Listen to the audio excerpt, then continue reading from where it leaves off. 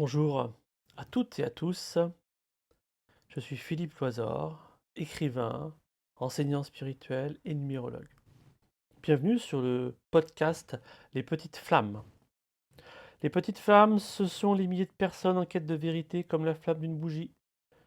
L'objectif de ce podcast est d'éclairer et d'illuminer les cœurs en quête d'évolution intérieure et que vous puissiez transmettre cette lumière à d'autres flammes, comme celle d'une bougie. Je répondrai à tout type de questions liées aux nombreux domaines de la spiritualité. Vous pouvez m'écrire sur mon site internet philippe-loisor.com. Je publierai un podcast par semaine. Eh bien, bienvenue à vous, chers auditeurs, auditrices. Je suis très heureux d'échanger avec vous, de recevoir vos messages, tous vos messages, beaucoup, beaucoup, beaucoup de messages. Je ferai de mon mieux pour répondre à tous ces messages que je lis et découvre avec plaisir. Je découvre vos difficultés, vos problèmes, votre vie quotidienne. J'ai, pour ma part, connu et je connais les réponses à vos problèmes et je sais comment faire pour y remédier. Alors, vous allez me dire, mais Monsieur Loisor, on nous vend ça aussi, j'allais dire, sur la place publique. Il y a toujours de plus en plus de personnes qui parlent de pensée positive, de voyance. Vous dites la même chose. C'est vraiment... J'aimerais pouvoir vous répondre à cette remarque qui me désole. Cette remarque me désole. Elle me désole parce qu'en fait, bien évidemment, vous allez rencontrer beaucoup, beaucoup d'enseignants spirituels, de personnes qui s'intéressent à ce sujet. Vous allez en rencontrer beaucoup, beaucoup, beaucoup, beaucoup. Mais on attire l'enseignant spirituel qui correspond à notre degré de conscience. Voilà. C'est-à-dire que tout le monde n'a pas le même degré de développement intérieur. Il n'y a rien de péjoratif là-dedans, mais c'est vrai que il faut beaucoup de temps, beaucoup de transformation, et même ce mot est employé souvent, je n'allais pas dire à tort, car quand on vit une transformation, elle est réellement vécue par chacun. Mais il y a des transformations plus puissantes que d'autres, plus radicales que d'autres. Ça me fait penser bien sûr à celle que j'ai vécue, mais je l'ai retrouvée chez d'autres personnes, cette transformation. Alors, un exemple connu, c'est notre, cet auteur qu'on appelle Eckhart Tolle, qui a vécu aussi cette transformation radicale qui met fin au j'allais dire au non-être, mais à l'ego. Hein. C'est-à-dire que certaines personnes reviennent avec un parcours intérieur immense. Et il arrive à un moment donné dans l'espace-temps où la récapitulation des stades antérieurs est déjà faite. C'est ce qui fait qu'à un moment donné, il se produit, alors je pourrais en parler aujourd'hui aussi, il se produit ce qu'on appelle la récapitulation initiatique. La récapitulation initiatique, c'est récupérer en quelques années ou courtes décennies tous les bagages et toutes les expansions spirituelles que vous avez connues dans des vies passées. Donc cela explique que certaines personnes en sont au début du chemin et d'autres plus avancées sur le chemin. Sachant que sur les étapes de l'intériorité, euh, il y a vraiment... comment expliquer ça? Il y a ce qu'on appelle les étapes qualifiées de prise de conscience mineure. Hein. Calice Bellé a appelé les initiations du seuil. Hein, ce sont deux expansions de conscience que la tradition ésotérique appelle la seconde naissance et le baptême. Alors il y a d'autres mots, hein, il y a d'autres, il y a des synonymes hein, pour ces expansions de conscience. Je pourrais vous retrouver les noms et je le ferai. Je vous expliquerai le lien des expansions de conscience, comment elles étaient appelées, par exemple dans l'ancienne Égypte, comment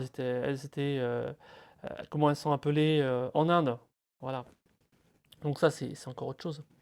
Donc vous allez trouver beaucoup effectivement, d'enseignants et alors ce que j'aimerais, c'est que vous dire déjà, c'est qu'il n'y a rien de nouveau sous le soleil, que ces sciences, elles existent depuis toujours. Heu, donc la science du soleil, la science spirituelle, rayonne en ce moment, même si nous sommes dans un Kali Yuga. Et ces rayons viennent réchauffer tous les cœurs, et certaines âmes prennent effectivement ces premiers rayons de soleil, pour, une transformation, mais colossale. Voilà, et du point de vue de la personne qui le vit, c'est colossal. Mais en réalité, c'est qu'un tout petit morceau de lumière qui est saisi, vous voyez? Et c'est pris la personne prend ce petit morceau de soleil pour le soleil complet, voyez? Donc voilà, heu, vous devrez, écouter votre cœur à nouveau et ressentir, l'enseignement qui vous convient le mieux, celui qui porte ses fruits. Les enseignements véritables, les enseignements des personnes qui ont vécu un niveau de transformation, réel, vous voyez? Et en fait, la transformation amène le don de soi, vous voyez? Elle amène la conscience de l'être et voilà ce qui attend le chercheur spirituel. Donc, je vous ai parlé de récapitulation initiatique, ce qui fait que certains récapitulent, les stades de conscience antérieurement atteints. Ça veut dire que, une personne a peut-être expérimenté en tant qu'âme, parce que la réalité c'est encore l'âme, hein. Il faut vous souvenir que c'est l'âme qui expérimente à travers la personnalité, par l'intermédiaire de la réincarnation, à travers les projections de l'ego dans la matière. L'âme expérimente la vie sur cette terre. Il y a une inversion, hein, l'être réel, c'est l'âme. Et la personnalité doit accomplir les directives de l'âme, vous voyez? C'est comme ça que ça fonctionne. Et l'âme donne ses intuitions, l'âme guide la personnalité, et c'est comme ça que ça marche. On m'a questionné sur le succès, et sur le succès, et sur les insuccès, qui est le contraire. Et j'ai pas mal de questions sur ce sujet, sur le malheur, la malchance, les situations difficiles, les fins de mois difficiles, heu, le chômage, le manque de travail, le stress, les conditions de travail. C'est pour ça que j'ai écrit aussi mon livre, Poèmes spirituels pour l'avenir de l'humanité, parce que j'étais inspiré pour l'écrire et puis pour mettre au point beaucoup de choses qui nécessitent d'être éclaircies afin de favoriser la compréhension de cette période, très compliquée que l'on vit actuellement, qui est, comme je l'ai déjà dit, un manque d'évolution. Donc le succès. Qu'est-ce que le succès? Le succès est issu d'un mode de pensée juste. Oui, penser juste. Et pour penser juste, il faut déjà avoir conscience de sa pensée. Savoir que la pensée, comme je vous l'ai déjà dit, ce n'est pas que le cerveau. La pensée agit depuis le plan mental. Sur le plan mental, vous pensez quelque chose, et cette pensée répétée va produire sa réalité. Lorsque l'on est dans l'ignorance de cette chose, on pense inconsciemment. Mais on peut penser inconsciemment, plus ou moins faux, plus ou moins vrai, selon notre tempérament, hérité de nos vies antérieures. Nous avons un thème astrologique, un thème natal, on revient à l'astrologie, on revient aussi à la numérologie, vous avez une date de naissance qui explique qui vous êtes réellement. C'est pourquoi j'insiste beaucoup sur la numérologie, que je connais vraiment plutôt bien, on va dire, depuis près de 30 années. Hein, la numérologie, les sciences sacrées, la Kabbale nous enseignent depuis des temps immémoriaux à se connaître en profondeur. Et les insuccès, les insuccès, la peur de l'avenir, les situations que l'on vit sont issues de notre propre conscience, de notre propre subconscient, issu lui-même du subconscient collectif. Donc c'est un gros sujet, en fait, et il faut du temps pour découvrir, les connaissances, qui sont liées à ce champ-là. Donc le champ de la pensée est très, très, très important. Savoir que ce n'est pas l'extérieur, le monde extérieur qui conditionne votre destin, mais bien ce que vous pensez, sur n'importe quel sujet. Mais votre pensée va être ballottée par les nombreux égrégores, et j'y reviendrai sur les égrégores, et j'en parle aussi beaucoup dans mon livre Sauver l'amour qui est en préparation. Qu'est-ce qu'un égrégore? Comment est-ce qu'il agit et influence nos vies? Alors bien évidemment, vous n'allez pas trouver ça sur la place publique, hein. Ce sont des enseignements sacrés et il faut être prêt à les entendre, et même quand on est prêt à les entendre, eh il va falloir réformer sa manière de penser, sa manière de voir les choses. Vous voyez? On ne peut pas transformer son destin en un claquement de doigts, et personne ne va le faire pour vous. C'est comme à l'école, les évaluations, c'est pas votre voisin qui les faisait, c'était vous-même, hein. On peut pas tricher avec la vie. Quand on triche avec la vie, ça vous revient toujours en boomerang. Alors ça me fait penser à cette citation de Wilhelm, von Humboldt. Alors c'est pas facile à retenir, hein. Wilhelm von Humboldt.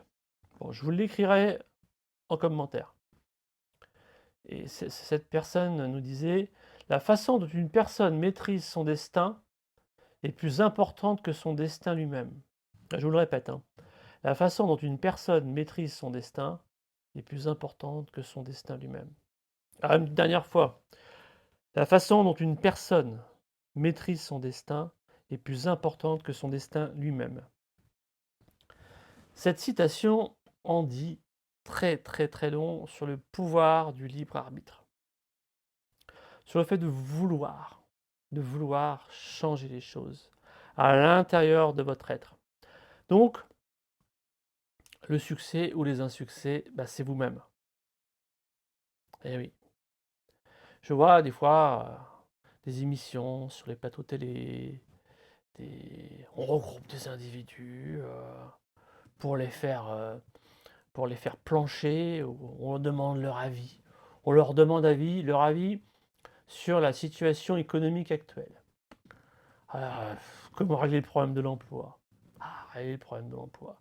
Régler le problème de la sécurité sociale. Ah, la sécurité sociale. Régler le problème de la maladie, de la santé, du chômage. Ah, ça, c'est le gros, gros morceau, ça. C'est le trou de la sécu, vous voyez. Mais tout ça, tous ces problèmes sont le fruit d'une pensée erronée, collective, qui encrasse ce subconscient collectif. C'est lié, encore une fois, à une minorité d'individus qui pensent erronés et qui ont les pouvoirs aussi, qui ont les pouvoirs. Il est bien évident que tout est une question de pouvoir. Est-ce que le pouvoir que l'on exerce a une fonction très haute sur cette terre, une fonction politique, une fonction d'entreprise? Comment on exerce ce pouvoir? Quels sont les motifs qu'il y a derrière? Hé hé, c'est là que ça se passe. Alors pourquoi je reviens là-dessus? Parce que c'est là que ça se joue. C'est là que ça se joue, vous voyez? Alors, donc on a ces individus qui parlent. Ah, qui parlent: «Ah ben oui, moi de mon temps, machin, moi je travaille tant d'heures par jour, j'en ai toujours bavé dans ma vie, et puis c'est comme ça, et puis c'est pas facile pour moi, et puis je». Là, c'est très, très mal barré, là. Je suis désolé de vous le dire, mais c'est très, très, très mal barré. Parce que pour beaucoup, de personnes, des âmes, qui sont vraiment à un niveau de conscience qui ne permettent pas de comprendre autre chose et qui subissent, et qui vivent par un travail acharné et qui pensent à juste titre que ce travail acharné va leur apporter des solutions. Alors souvent, elles méritent d'évoluer. Elles méritent, hein, mérite et démérite, ce que je vous ai déjà expliqué. Par toutes les bonnes actions que l'on mène, on mérite des choses. Mais on récolte sans avoir conscience que c'est nous qui semons, du verbe semer. On sème. Ah, c'est marrant parce que ça fait ce jeu de mots, on sème. Les jeux de mots, c'est assez sympa en fait, hein, parce qu'on se rend compte que, bah, il y a toujours des doubles sens et on se demande ce que viennent faire ces doubles sens là-dedans, mais ils sont toujours fort à propos. Donc les plateaux télé. Ouais, les plateaux télé, ça discute, ça discute. Ah, ça discute. Ah, moi je suis pour tel parti, eh, moi je suis pour tel autre parti, et puis un tel il est pas bien, et puis ah, puis il faut réformer ceci, il faut réformer cela, mais il faut réformer la société. Mais non, c'est réformez-vous vous-même. Et oui, et l'avenir de l'humanité qui qui évoluera bon gré mal gré au fil des temps, au fil des décennies, au fil des siècles, au fil des âges. Déjà, vous pouvez évoluer dans votre petit périmètre familial. Essayez de créer l'harmonie autour de vous. Vous voyez? Créer l'harmonie autour de soi. Ça, c'est un objectif qu'on n'entend jamais parler dans les médias, hein. Créer l'harmonie autour de vous, ça ça on n'entend pas parler, hein. Voilà. On entend parler de choses assez sympas des fois. On entend parler du feng shui. Ah, tiens, il y a des gens qui se soucient des autres. Comment améliorer leur habitat? Bah voilà, pensez aux autres. Les hommes politiques ne pensent à leur objectif personnel, être élu. Alors, certains ont le sens du devoir, certains ont des objectifs nobles, mais c'est toujours fondé sur une pensée erronée. Vous voyez? On dit les agriculteurs ont des difficultés, mais est-ce qu'on se met à leur place? Est-ce qu'on va vraiment les voir? La totalité des problèmes de l'humanité, ah, ça va vous paraître sévère, hein, mais c'est l'égoïsme. L'égoïsme, l'égoïsme, l'égoïsme. Voilà. Et même cette notion d'égoïsme est difficile à saisir, car des fois, on va traiter une personne égoïste alors qu'elle ne l'est pas. Vous voyez? Au final, on est toujours face à soi-même. Alors vous allez me dire: «Attendez, monsieur Loiseau, elle n'est pas égoïste». Ben oui, moi je l'ai constaté par moi-même.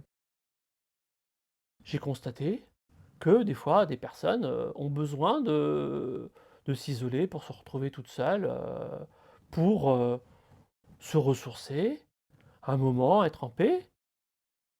Mais d'autres personnes vont dire, mais qui côtoient la même personne, bien sûr: «Ah ouais, mais elle s'est retirée, elle est toute seule, elle est égoïste».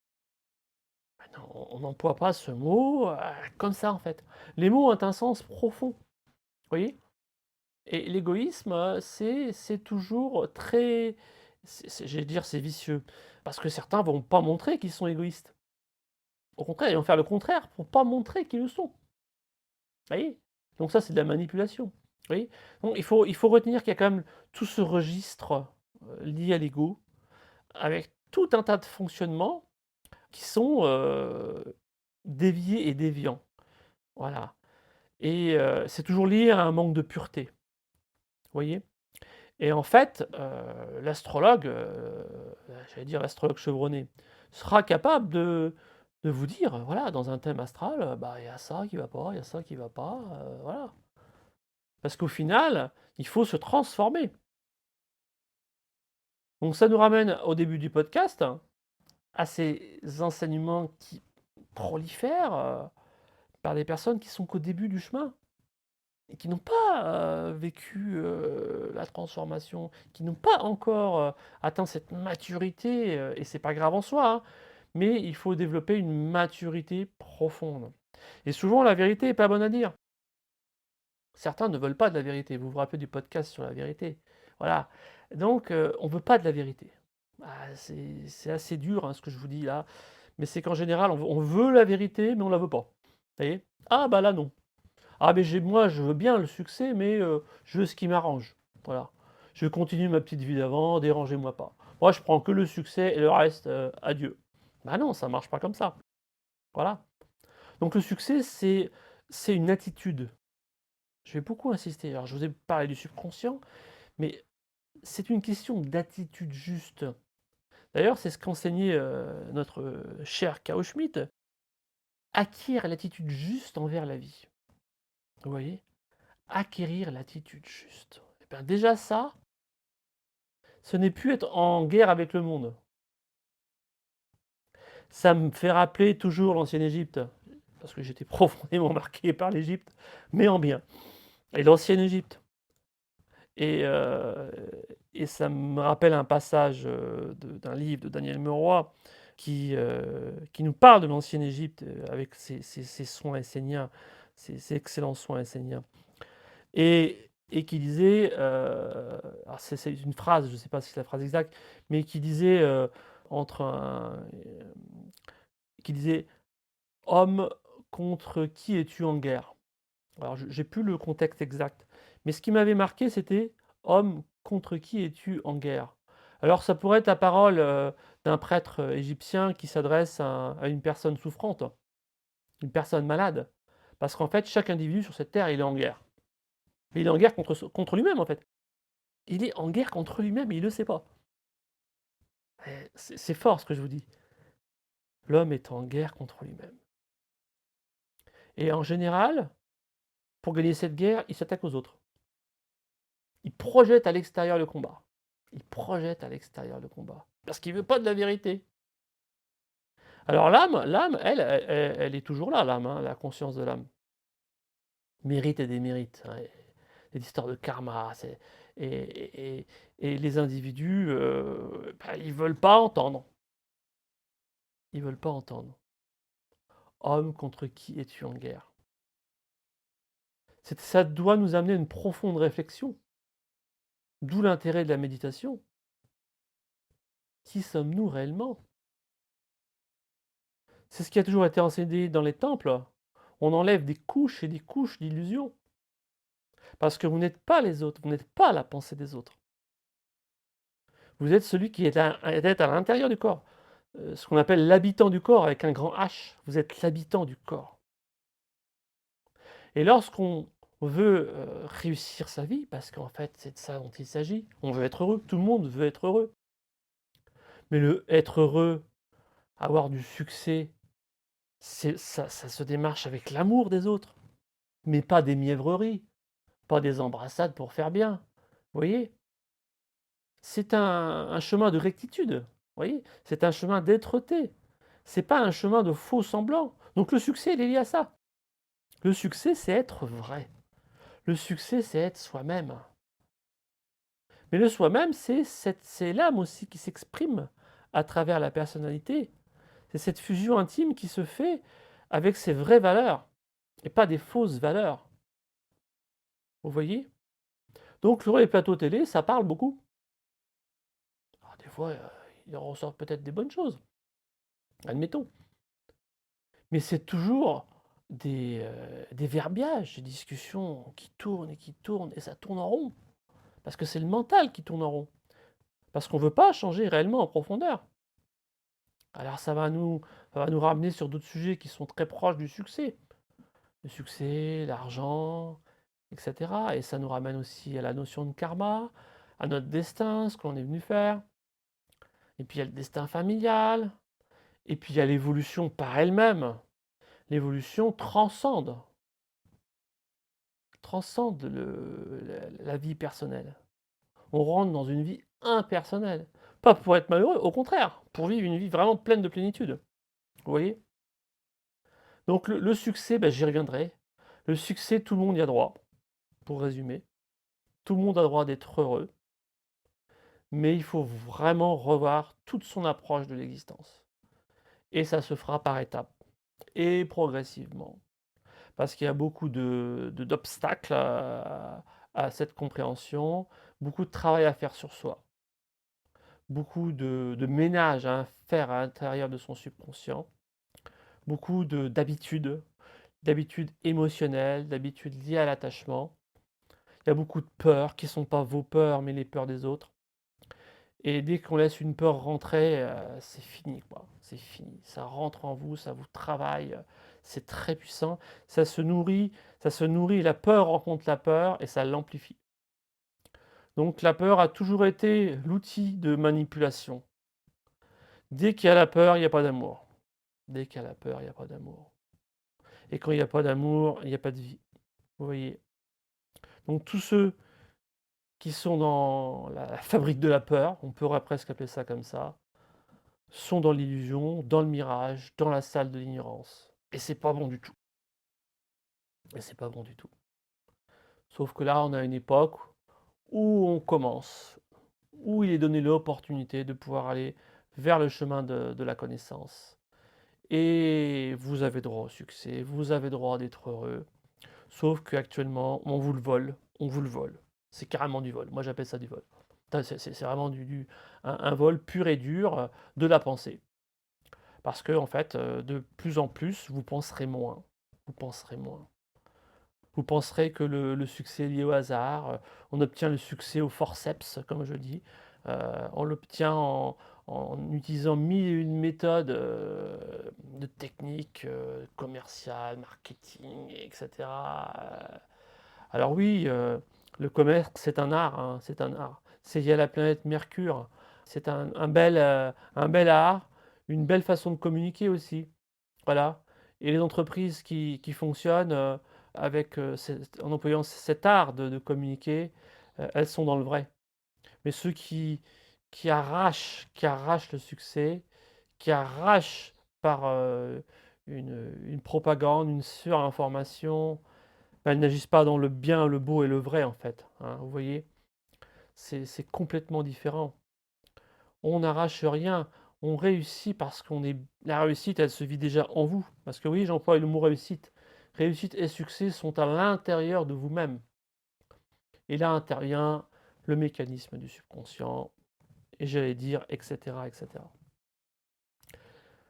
Ben voilà, j'ai beaucoup parlé sur ce podcast.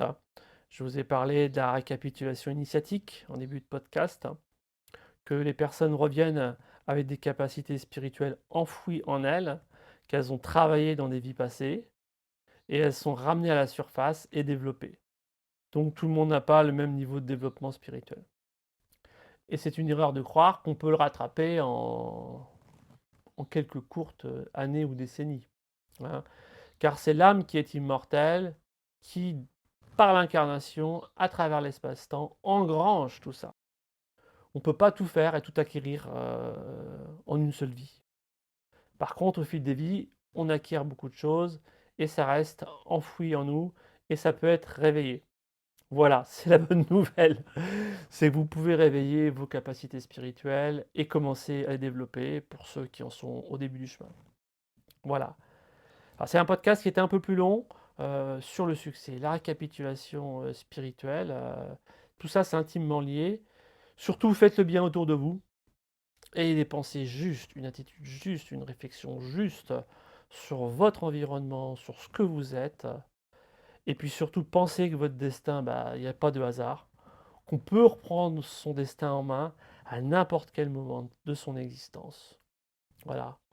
Que l'on ait même 15 ans, ou 20 ans, ou 25 ans, 30 ans, 40 ans, 50 ans, 60 ans, 70 ans, 80 ans. Voilà. On peut modifier sa manière de penser déjà. Déjà, où que vous soyez. Voilà, c'est la note positive. Je vous souhaite une excellente journée, une excellente réécoute de ce podcast. Voilà, c'était Philippe Loisor. Vous pouvez retrouver mon parcours sur mon site internet. Vous pouvez lire mon livre aussi. Ce sera encore un livre qui va vous faire évoluer, prendre conscience de votre existence. Et puis, je vais vous laisser. Pensez par vous-même. À bientôt.